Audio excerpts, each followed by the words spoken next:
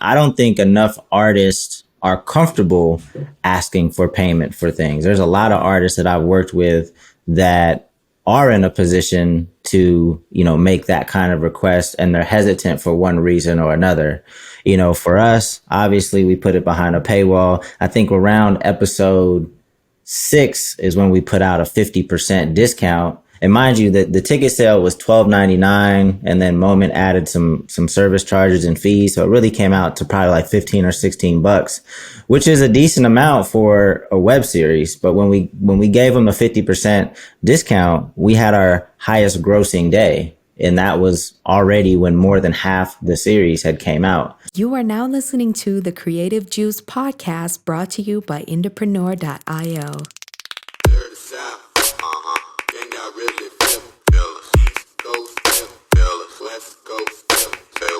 What's up, Indies? Welcome back to the Creative Juice podcast. This is episode 249. I'm your host, Jack McCarthy. With me, as always, is my co-host, Ed Isola. And we're here with a really special guest today to talk about a topic that we get a lot of questions on, and I'm really, really excited to bring back to Creative Juice, Damien Ritter.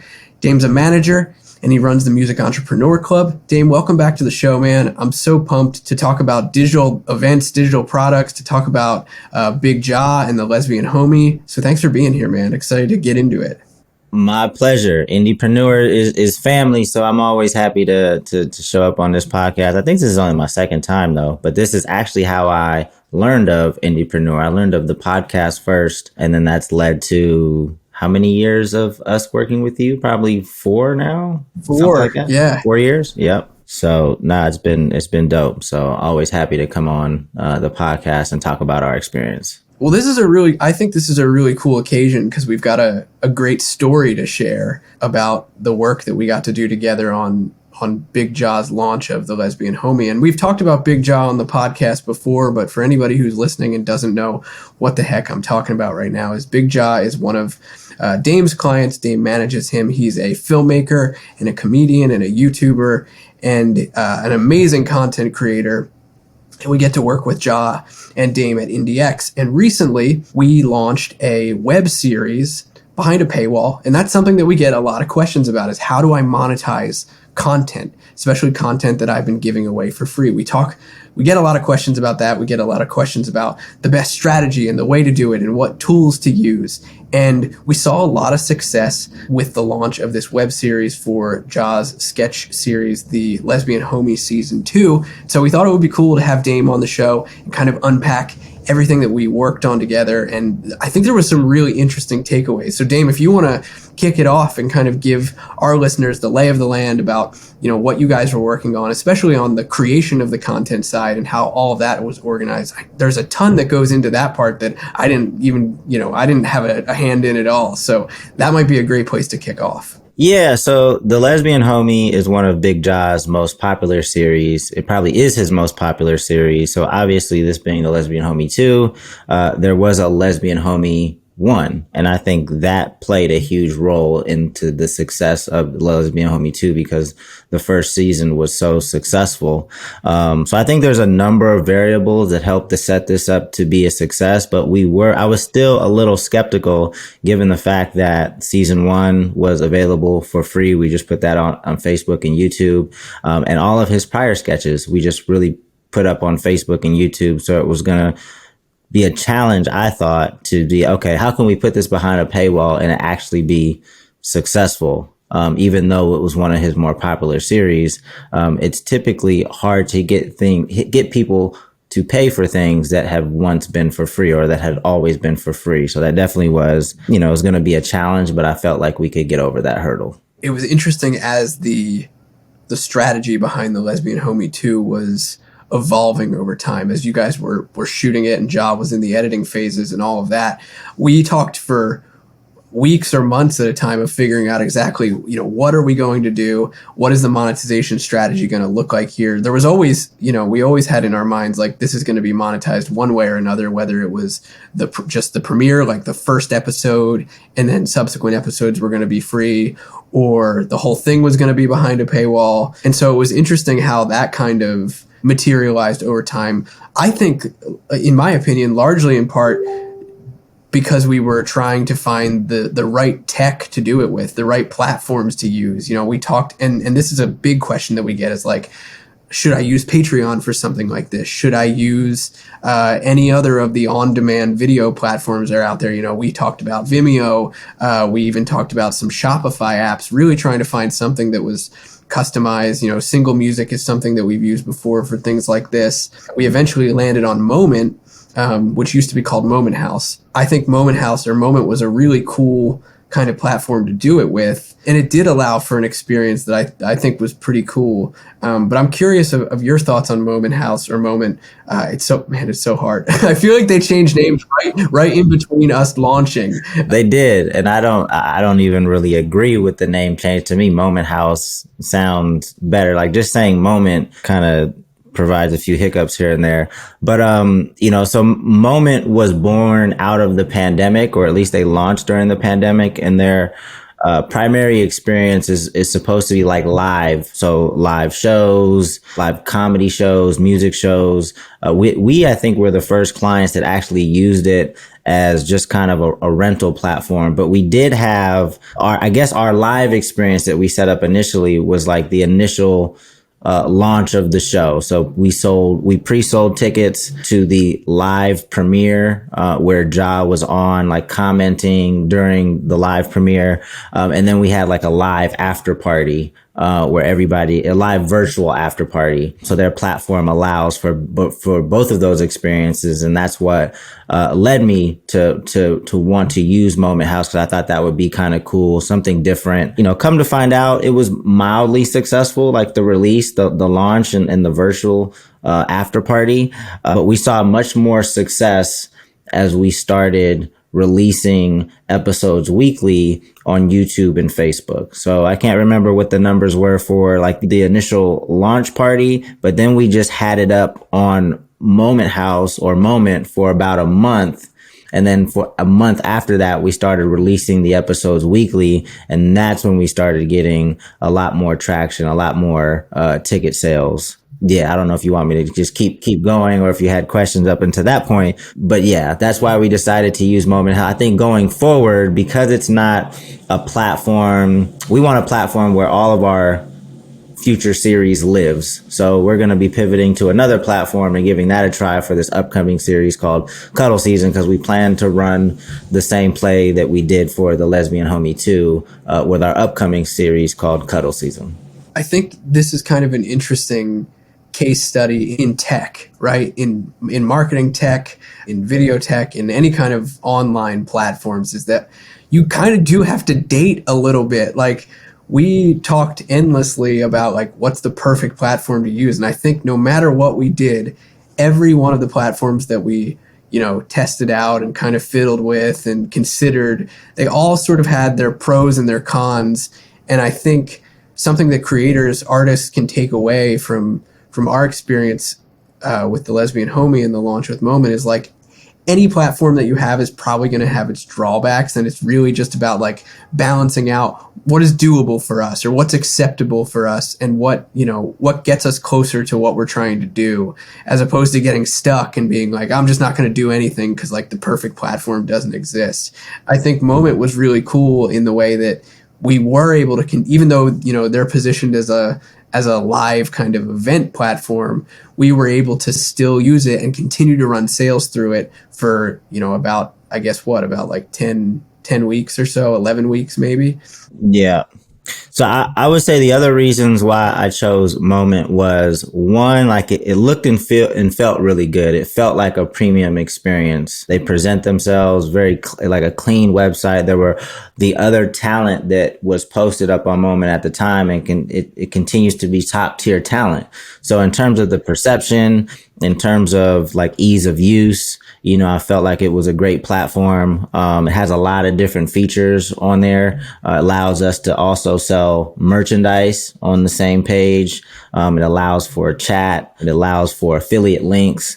There's quite a few features on there, which also led to our decision to use that platform as well. Again, the only reason that I don't think we're going to continue using it is because it's a place for moments. It's not a place for all of Jah's content to live. And I want a place for all of his content to live so that you can go there and watch The Lesbian Homie. You can go there and watch Cuddle Season, and you'll be able to go there and watch every other series that we put out in the future so that our catalog can continue to grow. And it's not just a moment in time. Well, on that note, and I think this is something that's interesting and another kind of maybe a nice transition here into what you were saying about the premiere versus the post marketing is I think we ended up with around, I can't remember the exact number of people that came in for the premiere, but I know that there was a big ramp up on, premiere night when the moment would have happened. But then after the fact was really when we saw the numbers go wild with each and every episode drop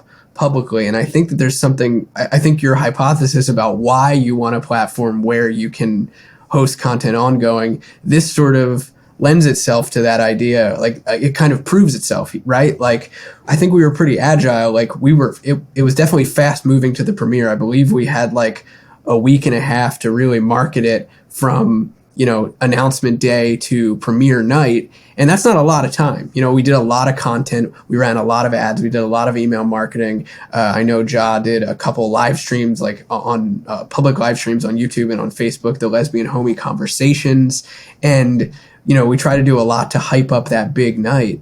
But what was so interesting to me was when we really started, first, I know we started to scale up ad spend actually after the premiere. And that was where we started to see the uptick in sales that way, which was like, I remember sitting at demo with you on one of our calls and being like, oh man, like we should just keep running these ads. People are buying, which was great.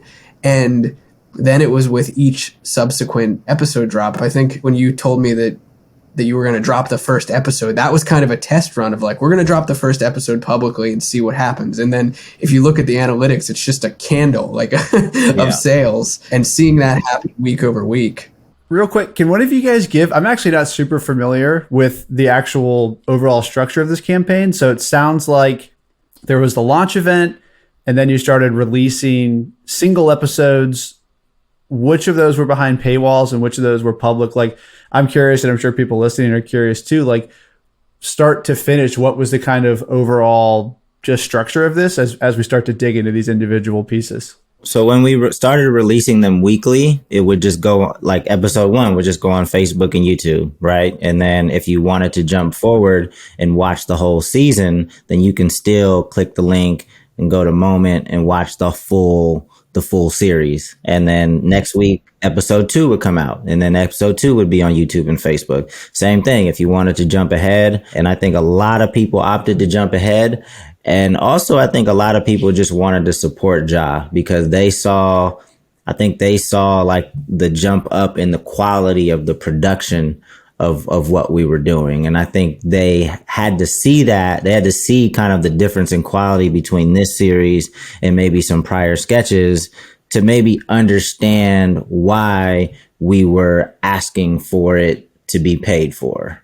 And then obviously, and probably this is probably the top reason, just attributed to Jah's talent and the cast talent and the writing and just the story. People enjoyed the story and wanted to fast forward. There was an interest in, just kind of how the story was developing, how the characters were developing, and they wanted to consume it now as opposed to wait weekly for, a 20-minute episode. That's really cool because it's all, I didn't know that's what you guys had done. So what you just said was like episode 1 comes out, you could buy the whole season, watch it now, or wait next week, episode 2 comes out. So it still had this free tier to it, but you could purchase it. That's very cool. Cause I think that like what you said, people start to see 1 episode, 2 episodes, they probably start saying like, oh, this is really good. Like I should just buy this whole thing and watch it now. So Jack, where did the ads and that kind of stuff start to tie into this?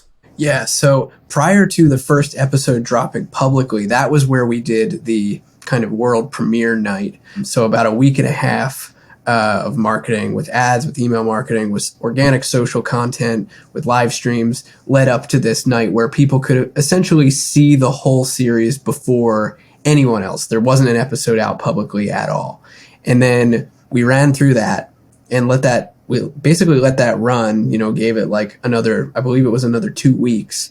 And then after that 2-week window, that was when the first episode dropped on YouTube publicly, Facebook, YouTube. And then from there, the weekly drops started to happen. And what was most interesting about this is that was kind of where Dame and I were, we would have calls every week and be like, man, it just keeps rolling. Like the snowball just keeps going here. With every episode that drops, the spike in sales happens bigger and bigger and bigger through like the 7th or 8th episode. It just kept growing, which was really fascinating to see. And I think in addition to what Dame mentioned about the quality of the content and obviously like the talent behind it and people seeing why they would want to buy, I also think there was an element of kind of reciprocity going on here. It was like Jah's giving us this content anyway. And so, yeah, we want to support it. I feel like there was this cool marriage of we want to support this creator that we like. And also like, we're really hooked on this show. It's kind of like, I definitely experience this with shows that I watch, even like stuff that is on demand or on streaming platforms. Like I was watching the Lord of the Rings, The Rings of Power on Amazon Prime back in the fall, probably right around the same time that we were dropping these episodes. And, those were coming out weekly, but man, like if they would have offered me the option to bump up just for that period of time to get all the episodes at once, I probably would have done it. Like I was sucked in, and just watching the comments on the Lesbian Homies moment page and in the YouTube comments and the Facebook comments, you could see a lot of that interaction being like, man, this is next level stuff. Like, Jah, you guys really knocked it out of the park with this. Like, I'm on the edge of my seat. There was so much of that kind of anticipation going on in the story. And I think that doesn't get missed either. I think fans of all kinds and all different sorts of things deal with that, whether you're an artist, whether you're a filmmaker, whether you're making a TV show. So I definitely think that played into it as well. No, I would say that was huge. I think the positive comments around the episodes, it was extremely hard to find a negative comment about, anything in regards to the series. So I think a lot of the comments probably encourage people to support it as well. So I think there's the number of factors. So I would say, obviously, first and foremost, just the quality of the content and just how engaging the story was. And then, people commenting positively and, just encouraging other people to support it. And Jah's not new to this, right? Like he had a community. This wasn't just a show that came out of anywhere, right? Like he's been giving people free content for years. So I think people that have laughed not only at this series, but Jah's been supplying laughter for years now. So I think there's a lot of people that are like, man, this guy's been putting in work for so many years, and this guy's made a lot of my darker days so much brighter. So let me go ahead and support him because, we've gotten so much free content over the past, 5 or 6 years. Yeah. It's very cool because I think one thing that I just want to stress for people listening is like everybody has now mentioned the quality, but I actually think that's a huge thing to kind of tee this up, because had the skits not been funny or it was poorly filmed or whatever, people probably wouldn't have been willing to spend money. So I think that would, like, whoever maybe down the road tries this, like the quality really is kind of like the first benchmark, I think. And then the second one, like you just said, Dame, was the community was there. And so it's like, I'm just listening and I've watched his skits before when Jack sends them over and I'm like, well, I might just go buy this and watch it now because it's funny, and it's good quality. And so I just don't want to brush over the fact that like the quality and the community, those two things paired with the fact that it was like, well, he's giving it to us for free. Like, let me just support it. Jack, it almost sounds very similar to, I guess, like the mindset of how we do the album launches, where it's like, let's give tons of free content and then make an offer at the end. This was just like, if you want it, take it. If not, like, you're going to get it for free. And so it's a takeaway for me that like those three things in combination, if anyone's listening is like, oh, I would love to try this for whatever I make. Like those three things I think have to be in place before you take that step, which is a huge kind of underline, I think. Yeah. I would also say we had obviously Jack running the ads. We have a pretty strong email list. And then we had a pretty strong presentation on socials. We created a lot of reels to help promote it. Reels, TikTok, some of the YouTube shorts that we posted went crazy. I know one of them has at least 9 million views, by itself. So I know that we created a lot of awareness just on social media.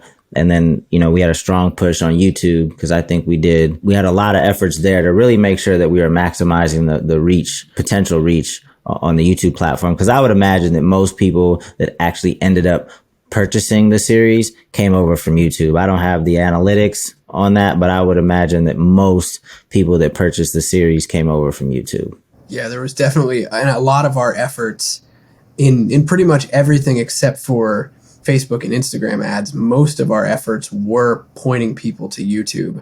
All of our email marketing efforts were driving people, or I should say rather post the launch, the premiere launch. Most of the email marketing efforts were, and here I can just lay out, Dame's well aware of this, but I can just lay out exactly what the email structure was like for anyone who might be wondering something like this. We were doing, weekly email marketing campaigns around each episode's drop. And then usually every other week, there was a reminder email as well about the fact that people could pick up the whole series before it was launched. But in each one of those sketch drop emails, there was a call to action saying, you can check out the sketch here. It's here today. Go check it out. We would time it perfectly with the actual moment of the premiere going live on YouTube. So everything was kind of hitting all at once and driving a lot of people over to one place, which was great, because Jah was in the comments at the time as well, interacting with fans and chatting with them right there in the live chat on YouTube. So there's, kind of that social benefit as well, getting to hang out. But there always was a call to action as well in each one of those emails saying, if you want to get the rest of the series before it drops, before anybody else sees it, you can go and do so here. And then something else that we did as we got about halfway through, we started introducing discounts into it as well to allow people who hadn't gone over to Moment and picked up the early access or the rest of the series, just giving them a chance to do so at a little bit of a price break. And it was cool because there was two things that we saw analytically. A good number of people did take us up on the discount, but there was also a lot of full price sales still going on all the way throughout. As we were introducing 25% and 50% discounts, we saw a number of people still picking it up for full price, which was cool. Whether that was intentional or not, whether they meant to use the discount code, you'll never know. But I thought that was pretty interesting. So yeah, that was how the email marketing sort of played out after the premiere. Now, leading up to the premiere, we did, a number of different emails, announcement emails. We did lead up emails in like the 3 days before. We did emails about the pre-premiere content, the live streams, the teasers, all of that kind of stuff sort of went into the schedule, which was great as well. So yeah, but for the most part, like Dame said, we were driving a lot of traffic to YouTube and then letting the content there do the work. Yeah, and for those that want to know like how we drove traffic from YouTube over to actual purchases. So we did things like, obviously it's the first line in the description. There's a link to Moment in the first line of the description. As we were premiering each episode, Jah would be in the chat reminding people like, hey, if you enjoy this premiere, you can always jump ahead and watch the full series and post a link. We pinned it in the chat. We pinned comments under just the regular comment section under the YouTube video. So the top comment would have a link to where you can purchase it. We utilized the YouTube community tab, and there was always a link there to where you can purchase it. At every turn, we used every resource that we had to let people know like, hey, if you enjoyed this, you can also purchase it at moment.co/Bigg Jah. It's actually pretty cool because I was wondering, that was going to be my next question, was like, how did you drive people there? And then how did they actually know to get it? So what I think is fascinating about this is just the fact that people via email, right? They were getting emailed every week about the free episode.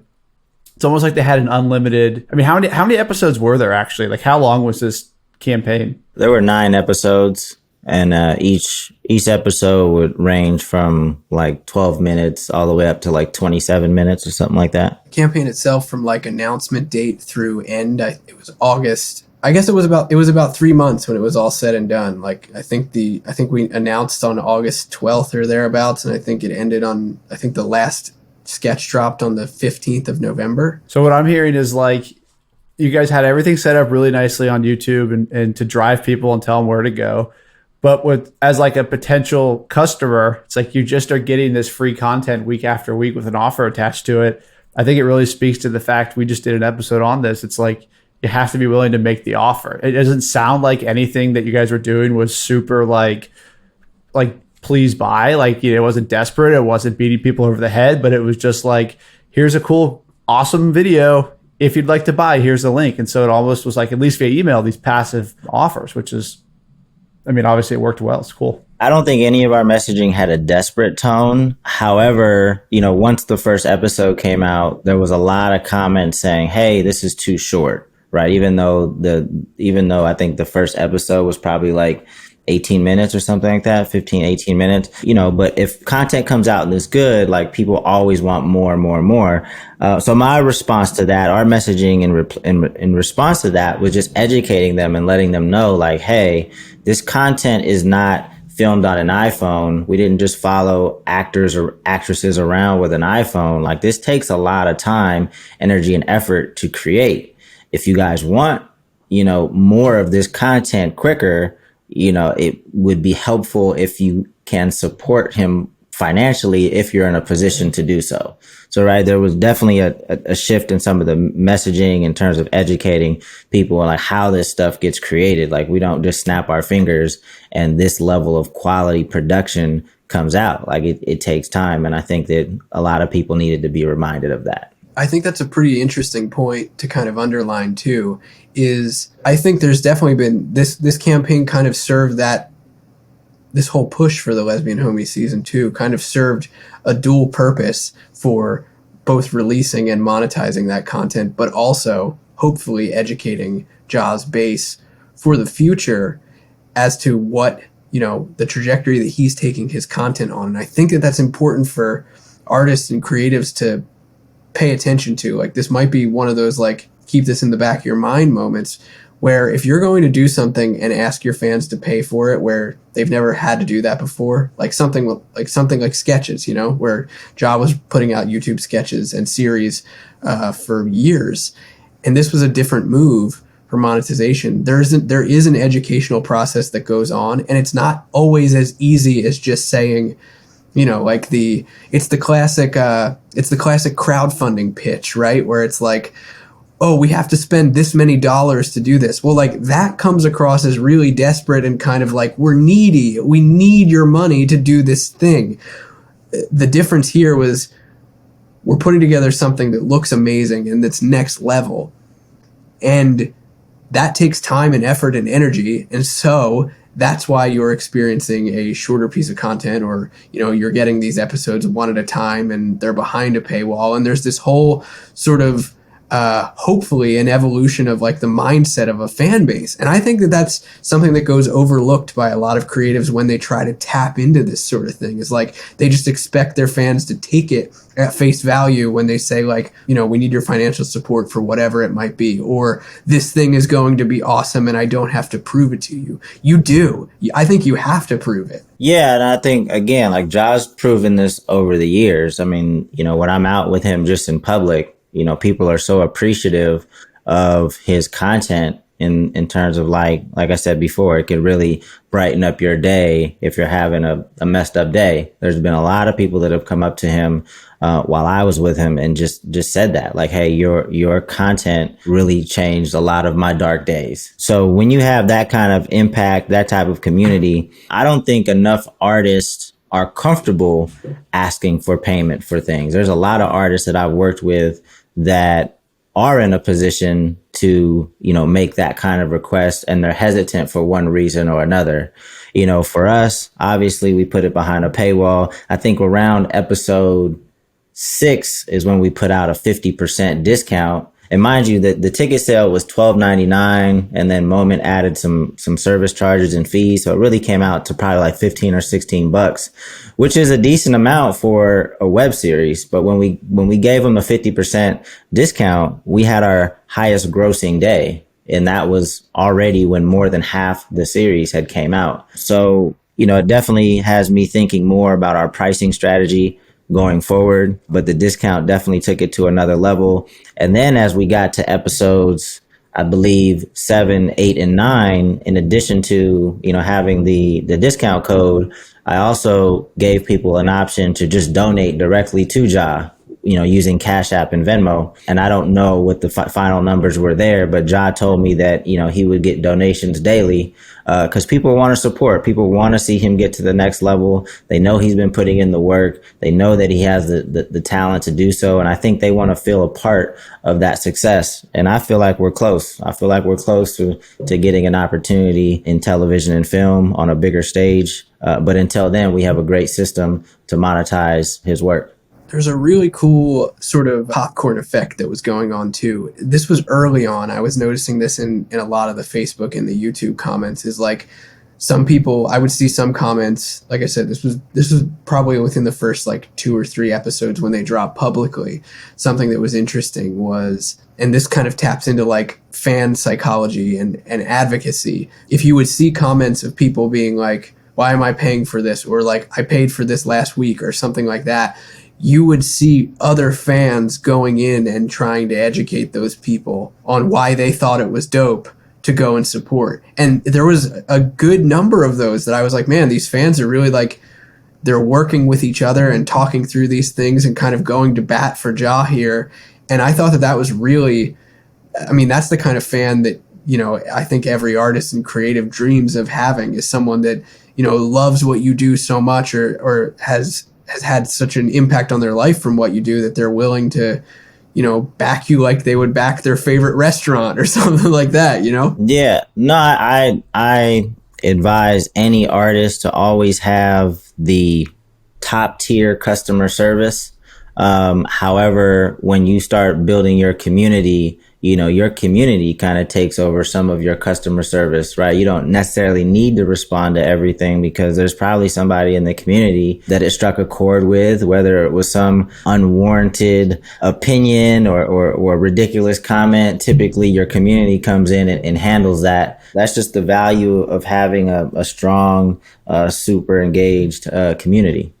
Yeah, that's such a good point. I haven't thought about it that way in a while, but it's so true. When you've got an engaged base, they're going to support you. They're going to support each other. I've seen that in the past with bands and artists that have launched things, and you'll see someone in the comments of a video ad or a Facebook post or an Instagram post being like, oh, I can't afford this. And you'll see fans gift stuff to each other. That's the cool kind of stuff that I think starts to happen, like you said, Dame, when you get a kind of critical mass of people who are all sort of huddled around you supporting the thing that you do. That's really, really cool. I'm sure that people will have this kind of question. Like, this definitely comes up a lot when it comes to launching digital offers or having digital events or putting your content behind a paywall. And you and I have talked about this probably ad nauseum, but what was I'd love for you to just kind of expand upon it. What was the mindset behind going with a platform that was a bit more controllable rather than like a Patreon model or a membership model right out the gate here? Well, I think for us, we've tried the membership model, and I think for those to be successful, you have to pretty much talk to your community all the time and like continue to remind them why there's value in being a part of this community. And I think that we just didn't offer enough value. I think when we did our membership, we were putting out a weekly sketch, and we were pretty much just letting people get access to the sketch a week in advance. And I just don't think that was enough to carry a membership.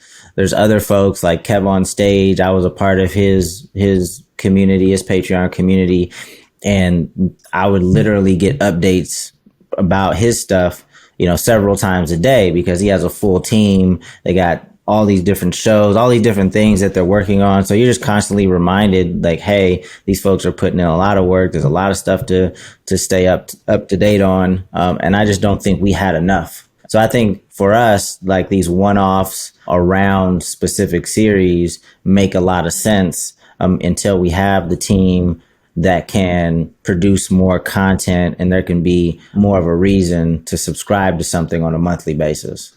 Yeah, that totally makes sense. And something I think that is an interesting takeaway for any kind of creators from that is like, if you want to test the waters with content monetization, paywalls, whatever you want to call it, doing one-offs actually, this I think the pandemic, like early COVID, can teach us a lot about this as well. Is like that's when you were seeing a lot of like pop-up paid live streams and things like that. And that's I think a really solid way, if you can put something together that's cool that people actually want to buy or be a part of. It's a really great way to sort of test the waters and get your feet wet without jumping in full force into a membership where, like you said, you do have to support it heavily, weekly, more than weekly, really. Like you have to be ingrained in it. The most successful memberships are the ones that are, treated like a real membership and not just an afterthought. But I think that one-off kind of events or one-off marketing campaigns around this sort of thing, monetization events, moments, if you will, can be a really cool way to do it and start to feel out like, what is my fan base's temperature for something like this anyway? Yeah. I mean, I still think that memberships can work. You just have to know that you're competing with so many more platforms and artists that are launching membership. And, I think it's a harder sell, but if you have the community and you have a plan to stay tapped in with your community, continue to communicate and remind them why they're a part of the community, and provide activities maybe for the community to interact with each other. I think it's possible. I just don't think it makes sense for us, given the resources and the time that Jah has to commit to it at this point. Well, that in and of itself, I think, is a lesson that a lot of artists can learn. Because, I mean, Dame, you probably get this a lot at the MEC. Like, a lot of folks want to just jump right into membership. They're like, how do I get that recurring revenue from my fans? And it's like, man, like, Jah is a massive creative, like a very popular filmmaker, a very popular comedian with a big fan base. And there's a lot of infrastructure that goes into a membership, let alone, coming up with an offer that's really compelling. So if you're saying that, I think that's a kind of a cautionary tale for artists of, smaller statures that are just starting to get going, really, and just starting to get momentum, is like membership may not be for you right now.